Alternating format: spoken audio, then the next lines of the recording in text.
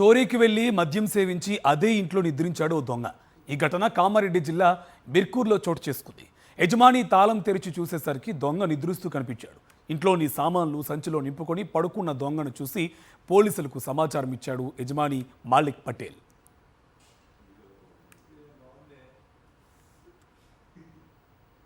ఇంటి చుట్టూ తిరిగొచ్చి వేరే పిల్లల దొరికొచ్చి మళ్ళీ అక్కడ ఇంటి చుట్టూ తిరిగితే పక్క బాయికాడి దర్వాజా నుంచి లోపలికి వచ్చిండు. ఎంతమంది వచ్చిండ్రో తెలియదు. అక్కడి నుంచి వచ్చి మేము కూడా వచ్చినాం. ఎస్ఐకి వాళ్ళకి ఫోన్ చేసినాం.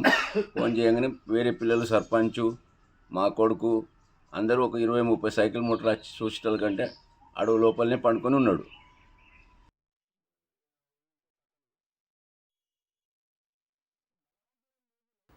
ఇంటి చుట్టూ తిరిగొచ్చి వేరే పిల్లల దొరికొచ్చి మళ్ళీ అక్కడ ఇంటి చుట్టూ తిరిగితే పక్క బాయికాడి దర్వాజా నుంచి లోపలికి వచ్చిండు.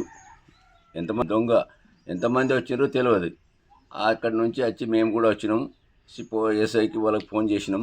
ఫోన్ చేయగానే వేరే పిల్లలు, సర్పంచు, మా కొడుకు అందరూ ఒక 20-30 సైకిల్ మూటలు వచ్చి చూసేటల కంటే అడవు లోపలనే పండుకొని ఉన్నాడు.